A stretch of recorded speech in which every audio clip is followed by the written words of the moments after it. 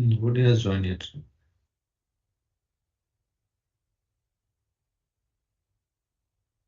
Two, I think. Yeah.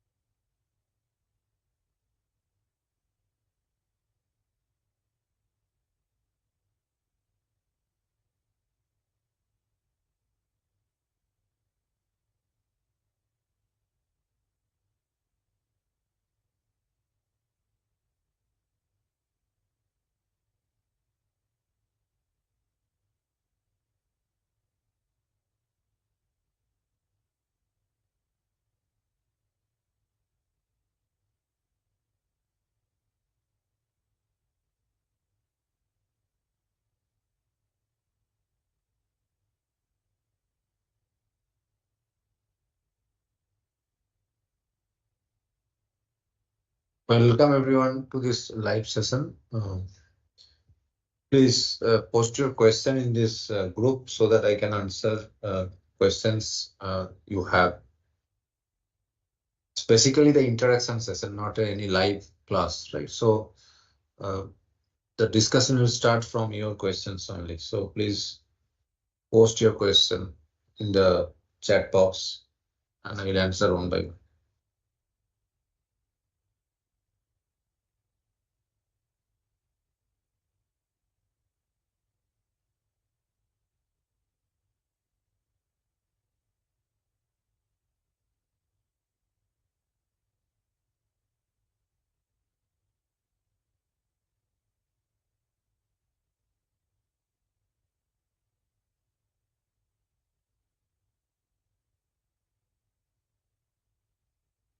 The first question, when will week 5 question 7 be updated?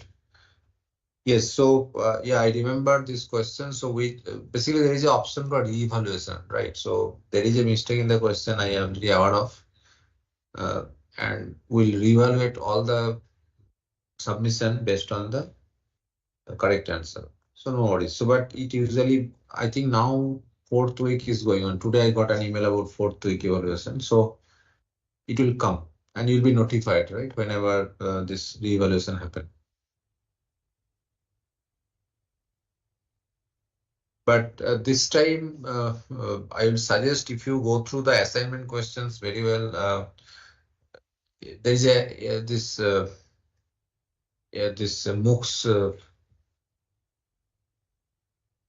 question pattern. Usually, we'll have almost 25% question directly from the assignment. Okay, so if you prepare well for the assignment, solve all the questions in the assignments, I can tell you almost 50% of the question is similar type. In 25% question should be directly from assignment and some questions should be just similar type of questions, right? That was given in assignment. So solving the assignment questions on your own is useful, okay?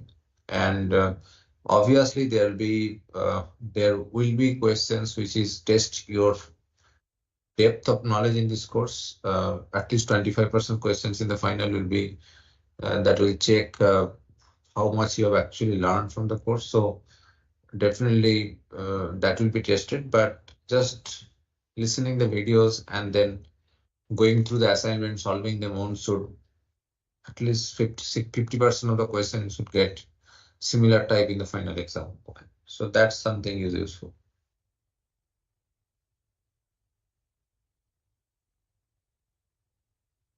So if you have any question, please feel free to post in the group, in the chat box so that I can understand if you have any doubt.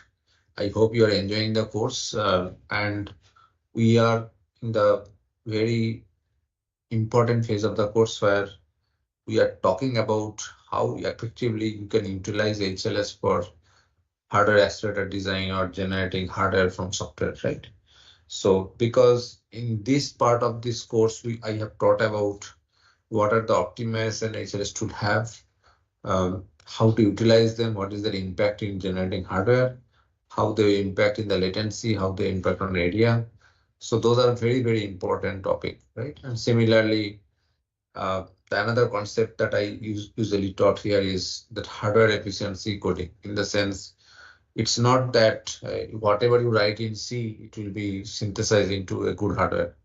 You need to understand that the way the code will be executed in hardware versus the code will be executed in processor is different. So when you write some code which is good for processor, or uh, that actually uh, captures your specification, does not mean that will generate a good hardware, right? So this is the most important point that you have to realize, that if you write a very nested, three nested matrix multiplication, uh, it will take a lot of time in hardware, because in hardware, every time you try to access AI, this say you are doing my multiplication of B and C matrix, right? So every time you try to access uh, this B or C, you have to get this value from memory, right? So you take a one clock. So, and then it is important to understand that if the reading will take time, right? So it is important to read it once and use it multiple times, right? So instead of reading multiple times for memory, what we can just, I can rewrite the code so that I can just read only one time, right? And store the data locally, and wherever it is going to be used, use everywhere. So this is the concept called locality of reference. So you should write your code so that you don't read the same data multiple times, rather you read once, you rewrite your code so that all the operation that involve on that data computation happen once you read it, right? So this is a small thing. If you take care, then you will see that you get a much more much more efficient hardware, right? So those are the topic that I'm actually teaching in this week's, which is something in my opinion, the most important part if somebody want to utilize HLS for their project. It may be in BTech project, MTech project, PhD, or even industry project, right? If you are working in as a professional industry. So even in that cases also, these are the basic concept. If you are aware of, then you can use it well. Okay. Okay. So I'm just waiting for questions from you people.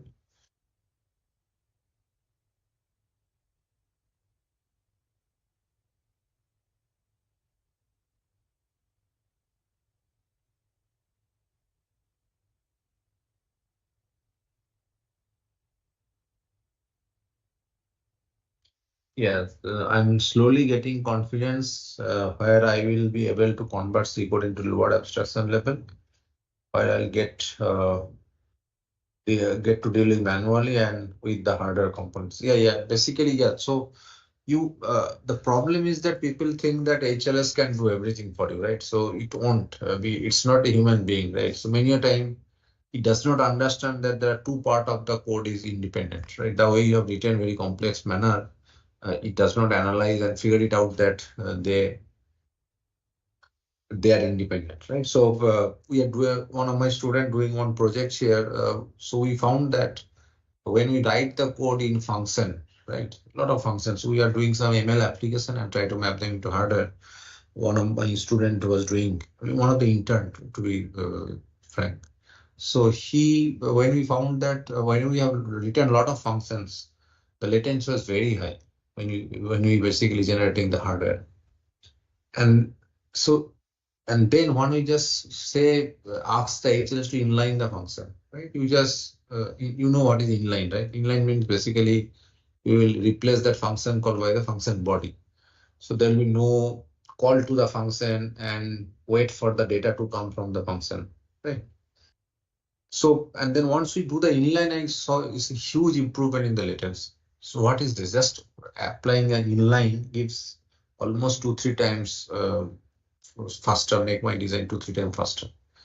And it is basically nothing where when you write so many functions, maybe those functions are independent, but HLS could not figure it out that this function can be run in parallel, right? So what it does, all these function was scheduled one by one, right? The function one, then function two, then function three, function four.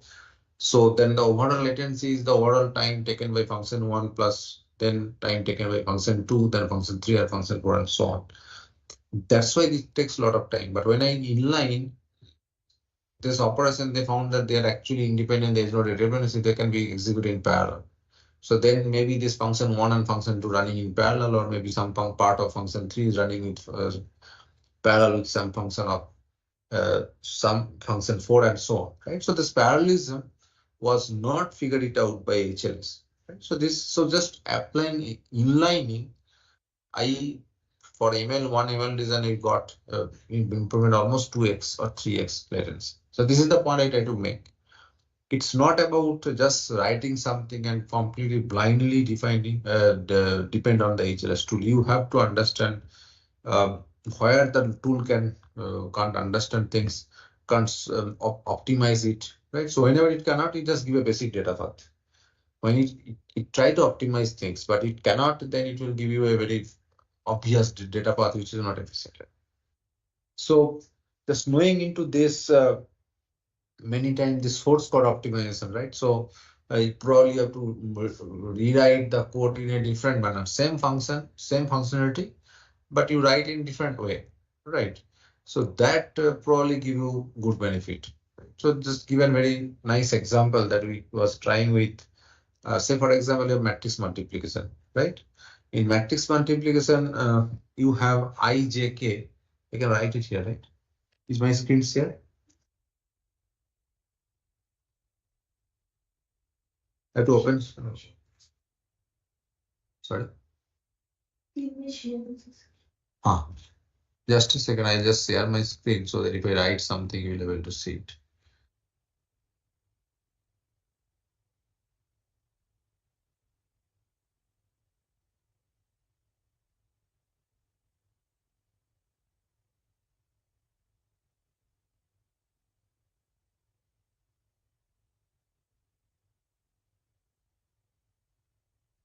So those you are going through my course, say for example, when you do matrix multiplication, right? So you are basically multiplying, say Aij. When you try to get the value of Aij, what you do? B of Ik into, this is plus equal to, then C of Aj, right? So you basically write 3 for loop, I equal to 1 to n, then for j equal to 1 to n, then for k equal to 1 to n. And then you write this statement, say S1 here, right? So this is what nothing but matrix multiplication. But you just run this code and then you do just, you don't have to do anything. You just do this way, right? You put your k outside. Meaning will be same, right? K equal to 1, k less than n, then k plus plus. Then you do I equal to 1 to n, then you do j equal to 1 to n, right? And then the statement, same statement. Only if you just change the order, right? So here the order is I, j, k, here it is k, I, j. You can do I, k, j, k, j, I, whatever order, right? So all order will give you the correct output only. Only the in which order the multiplication is happening will be different, right? So that's the only difference when you change this order. But I will suggest you can go through this kind of example and take a small 3x3 matrix, and you can see the access pattern of the values. You'll be seeing that in some cases the same values are accessing consecutively, right? And which effectively means it increases the locality of reference. So then what we can do, you can just read it once and use it multiple times, right? So then your memory read will reduce, and then you will get much better benefit, right? The less latency. So this kind of small experiment you can do effectively, right? So that will give you much more confidence how you can utilize HLS, and then you'll able to use practically. Okay, so this is just on one example I try to give you. You have to play with the tool. If you just read the theory and it won't help you. It is important to download the software, take any example, right, from any domain, try to synthesize, try to apply, optimize, and try to modify the code and see how your latency and area is getting changed. So then you'll see, then you'll gradually realize how this tool is performing. Okay.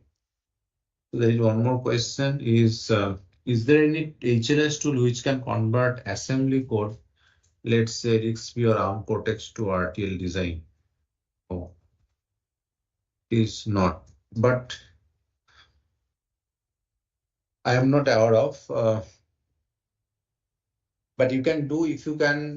But there are certain software which can convert this assembly into C. Right? You can Google it. Then you can use HLS. Right? So I have seen till say for example you have LLVM IR, right? So you can convert IR into C. I have seen such open source tool. So if there are such software, you have to convert things back into C, C++, then only it will work, right? Even for say Python, say machine learning application, everything is Python code, right? What we usually do, there is a converter, Keras to C, which will give you C code. Or there are tools like HLS for ML, which can take Python and internally convert into C and then call HLS. So those kind of interface software is needed. And I am not sure about, I mean, I have not seen any HLS tool that take this assembly code and generate RTL. You have to use some preprocessor to convert that code into C. Then you can utilize HLS.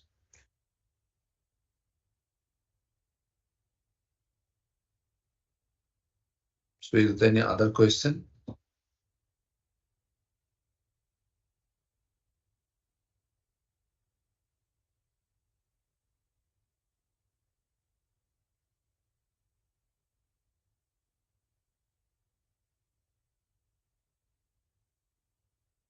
So since this is an interaction session, discussion will start from your question only. So if there will be no many questions, we'll stop the live session soon. And I will assume that you people have no queries on the course, right? So feel free to ask any questions. I'm here to answer any doubt from the course or any generic questions. If you have any in your mind, you can ask. Right? So you can have an open discussion on those.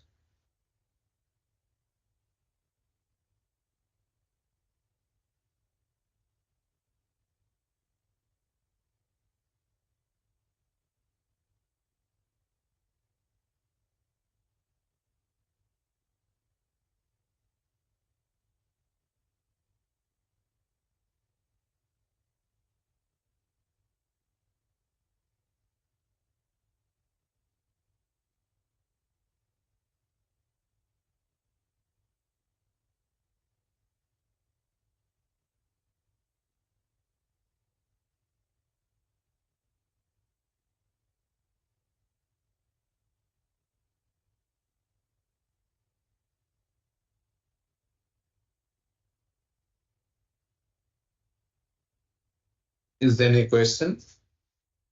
I think there are not many questions today, so we'll stop this live session soon. So maybe another 5 minutes I'll wait.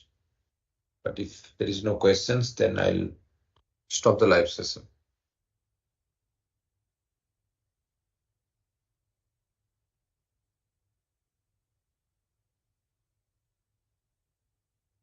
So one more question. Any particular framework which is being used in industry mainly for FPGA prototype? I am heard of OpenCL. Yes.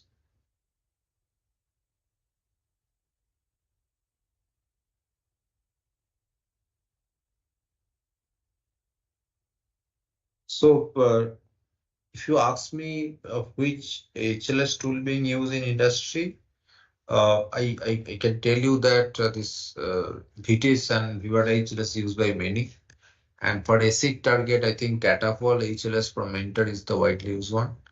Even Synopsys has Symphony C. SCC. Even Cadence has also one C synthesis tool. So almost every EDA vendor has their own, but there are kind of two categories, right? So there are something FPGA specific. So you then, if you are say working on Xilinx FPGA, which is now AMD FPGA, so you have to use their HLS tool. And that is mostly if people are, I mean, since you're talking about prototyping, FPGA prototyping, so then you have to rely on those tools only, right? So I think VTS is one of the widely used there. And there are maybe others which, because I'm not in industry, right? So I may not aware of all tools they are being used, but these are very well-known HLS tool which is being used in industry as well. So there is one more question from Mohadev. We have learned about multiple heuristic algorithm for generic sequence graph. How does that actually works in HLS process? Heuristic will take too much of time. So to answer your question, I think your basic assumption is wrong. Heuristic algorithm actually takes less time. That's why we develop heuristic algorithm. What is basically heuristic algorithm? Say take this scheduling problem in HLS, right? HLS scheduling problem is NP complete problem, in the sense it's a hard problem. To get the best solution, you have to, if there are n nodes, if you try to get the optimal solution in generic case, it's not the normal DAG that we have taken in class, right? So you need 2 to the power n time to get the solution. That is why this is exponential algorithm. So NP complete means the optimal solution you can only get by an exponential algorithm. So to avoid that, because when your graph size is very big or your circuit is very big, then you have to go for heuristic algorithm, right? Heuristic algorithm is meant to run faster. It may be n log n, n square, order of n, this kind of algorithm, right? So they run very, very faster, but it run on some greedy choice, right? For example, if you see the list scheduling that I have talked about, this in the scheduling problem, right? So what is the list scheduling? It basically calculate what is the distance from the sync node. I'm trying to schedule my current node. If I have say 3 nodes available, right, to schedule in current timestamp, and I have set only 2 resource available, so I can only pick 2. What is the basic heuristic I'm following? I'm following out of these 3, I'll measure what is the distance to the sync node. And whoever has the high value, that means those are more critical operation. Why? Because the length of that from that node to sync node is those many nodes still to be scheduled, right? If a node has less value, that means after that there are less number of operations to be scheduled, and there is another node with a high value, that means there are more number of operations to be scheduled. So it's a good choice when you have to pick 2 out of these 3 at this point. If you pick the node that has highest value, the distance from the sync node, by that way, most of the time it will give you a good solution. But you can always construct a graph and you can show that no, if you pick this, you will get a bad solution. Well, the solution may not be the optimal, right? So there will be always corner cases. But heuristic algorithm is being developed to make sure that most of the time, maybe 90% time, 95% time, that is the common scenario there will be in the program, and hence it will work faster, right? So it's not only in HLS. If you look into this entire electronic design automation flow, if you go into this logic synthesis or say technology mapping, again those are hard problem or computationally hard problem. If you go to the physical synthesis, which consists of placement, routing, floor planning, those steps, each of them is basically NP complete problem. So entire EDA flow, most of the operation algorithmic problem that we solve is a hard problem. So almost all this this EDA tools are full of this heuristic algorithm, and objective is to make the tool faster. Okay. So this is the answer to your question. So why, I mean, you may ask me why there are multiple heuristic. whenever there is no best solution, you come up with some idea, I come up with some idea, and both are good, right? So that's why multiple heuristic algorithm came into the kind of from the research, and many tools use many of them, right? For example, I think most of the tool in commercial tool they use list scheduling. Although I have taught this force directed scheduling and other heuristic, but practically this list scheduling is the most used one because the complexity is minimum and the idea of this sync node works most of the time. So that's a very simple idea and it works in practice. I hope I am able to answer your question.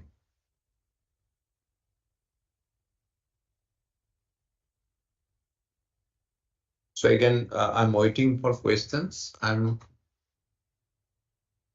I want to discuss the doubt you have, question you have, right? Rather than taking another class here, because I have already taken 30-hour class in this course, right? That is more than enough, I guess.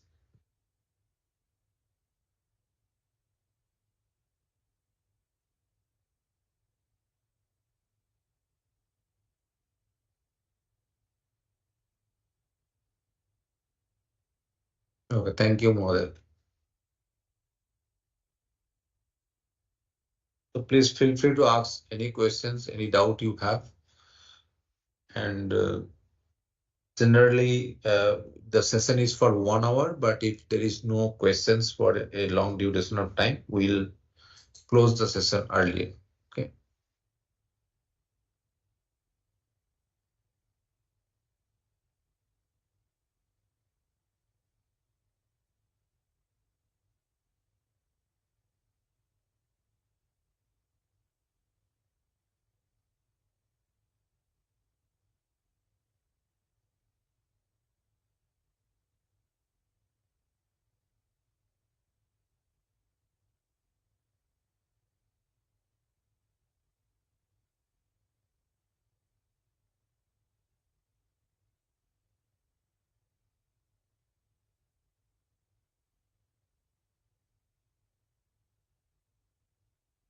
Is there any other question? Otherwise, we'll close down the session in another 2 minutes.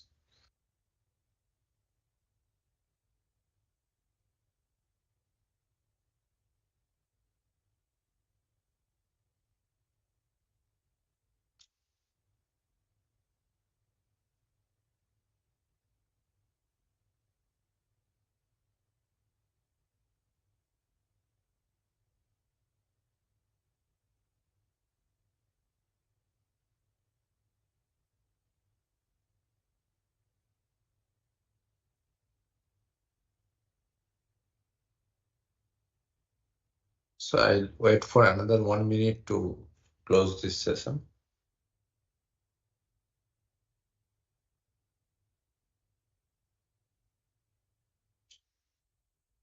I have completed 6th week yesterday, and my doubt is about memory bank. If we can access register individually without any access limitation, why do we use memory bank where we have port limitation? Yeah, it's a good question. So to answer your question, yes, if we have enough register, we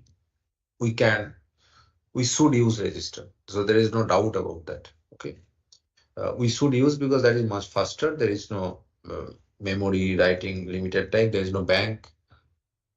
I mean, I completely agree with you that if registers are available, you should use register. But many a time, if your application has too many variables, say, or say you probably have so I mean this is basically this register bank is just a concept, right? And if say some scenario that the number of register you have available is not sufficient to store all the variables, right? Then you have to put some of them into some RAM, and register bank is nothing but a RAM, right? It may happen that you need 100 register, but your the design that you are doing it has only 50 register. So in this case, you have to place some of the value, the variable into register bank.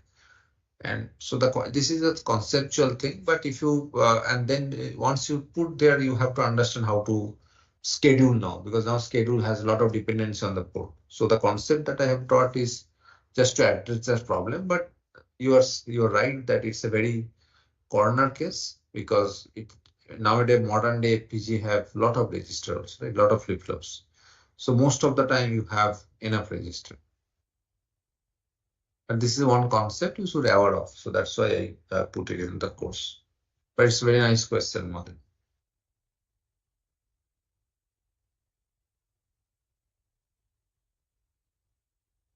Feel free to put your question in the chat box. Any couple of times, if there is no question, then I'll drop out and close the session.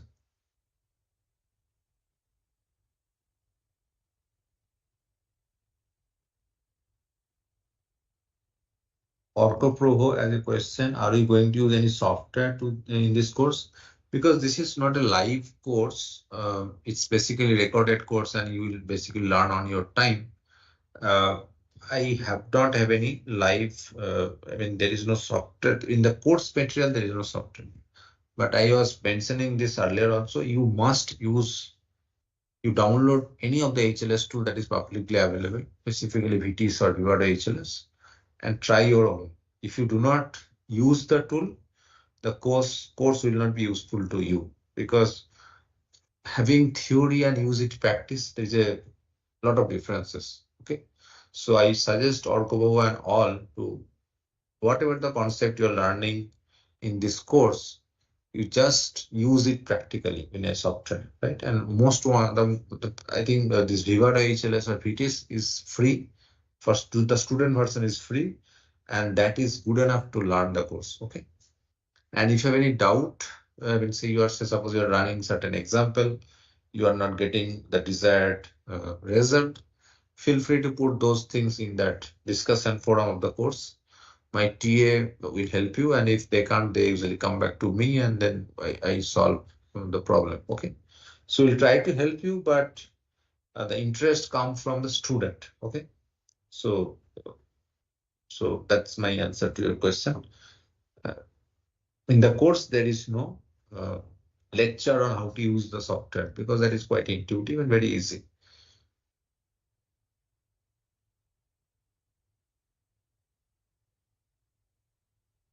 Yes, so I'll type here. Yeah, VTIS is, yeah, you are right. VTIS is the most widely used one, and the earlier version is Vivado HLS.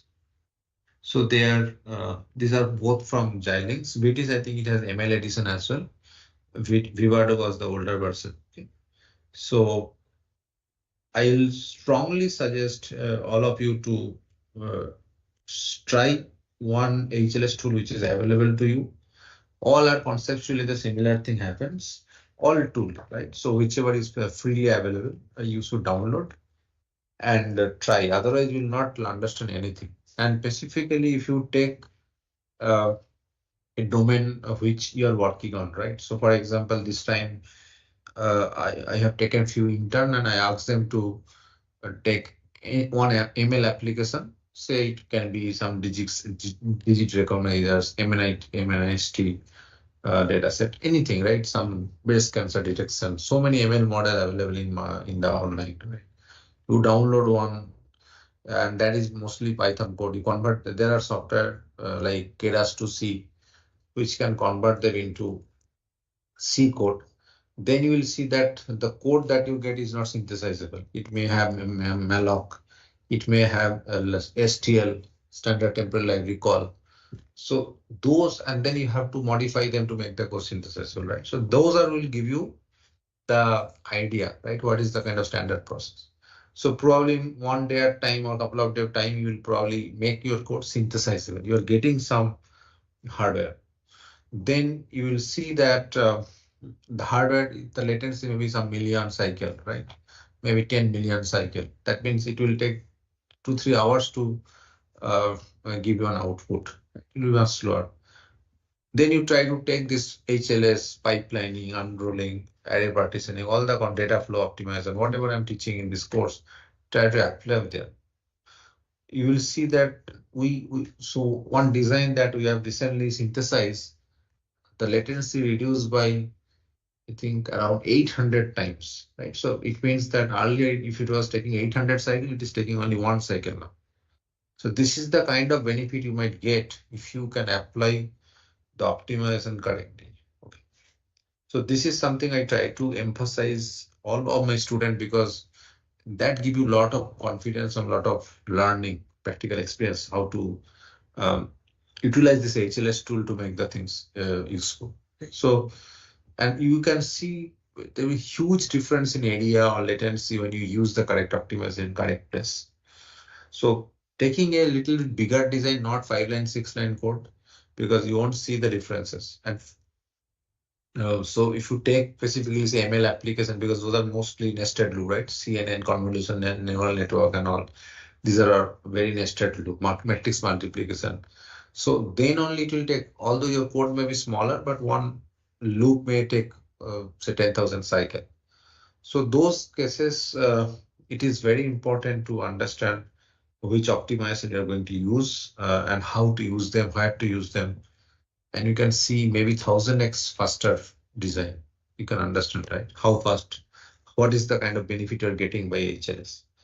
As Orkopo asks, this is my common suggestion to everyone, and I will try ask you to take bigger design like ML application, cryptographic design. You can take AES and try to synthesize back into hardware, right? Or you can take, say nowadays a lot of focus on post-quantum cryptography, right? And those NIST website, they have the design, and those designs, those behavior specifications are in C.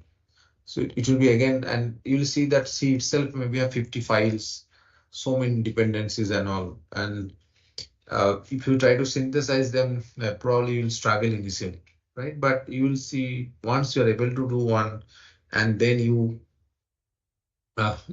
make that design efficient, right? Using the optimization, then your learning will be complete. Okay.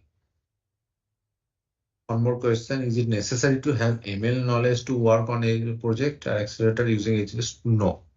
Asking this memory conversion site, it's basically, see that you don't need to train your model, right? If you Google, there are a lot of GitHub, you'll get a lot of trained model, right? Only thing you have to do, you have to convert them into C, right? So there are tools like Keras to Sui. Those will convert even ML model to C. After that, it's a C code, right? And then whatever knowledge you have gained in this course, you can utilize it. So you don't need much ML knowledge, because finally you need some converter that will convert this ML model into C. Right after that, it's all about your knowledge in HLS and optimization that they are in HLS. Okay, thank you. Those are very interesting and important questions.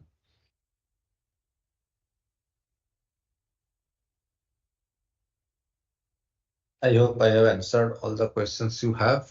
So I'll wait for another 2 minutes and then I'll conclude the session unless there is any more question comes from you.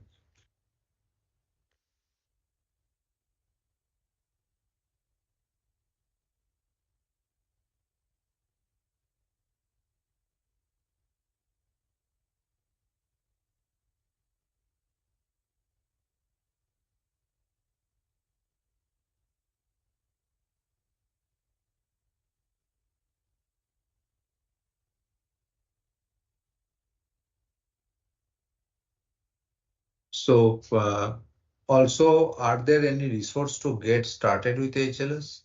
I think this course is one of the best resource. If you go through this course, that will be good information. But say whatever tool you are using, mostly VTs, right? You take the design user manual. So it explains all the optimization it has, what pragma you have to use corresponding to that. So just having the tool user manual is more than enough, right? Nothing else. I mean, I suggest everyone to use Vivado HLS or VTs that is freely available, and it is very easy to use. It is very intuitive. You don't need to need any training to utilize that tool, right? But knowing all the features of the tool is useful, so you can just download the user manual and then learn from that, right? Maybe I'll search and give the link here also.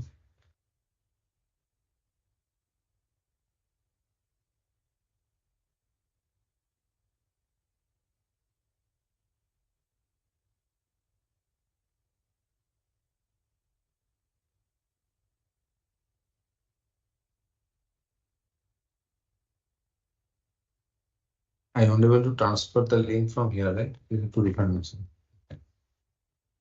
Yes, I'll give you just a second. Can I search here?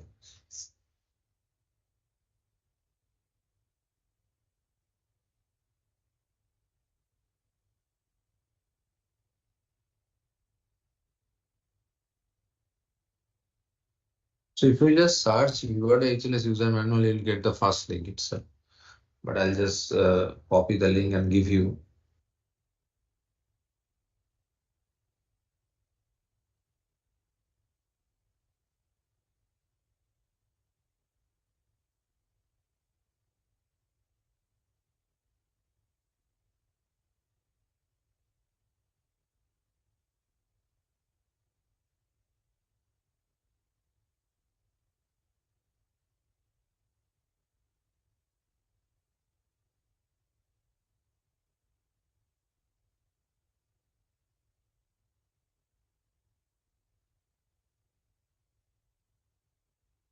Yes, so I just typed and they give you the user manual link of Guwahati HLS.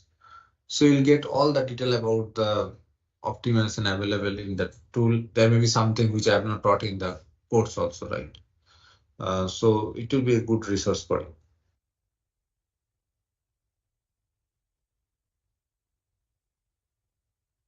Is there any other question?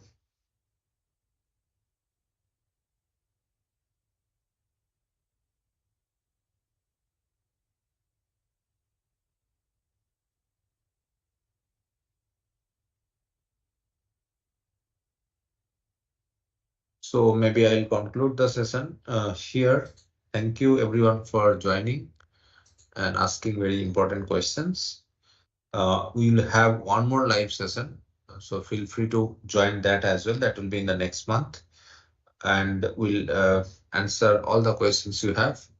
And anyway, you have the discussion forum, so we usually answer all questions within 24 hours. So happy learning. Wish you all the best. Thank you.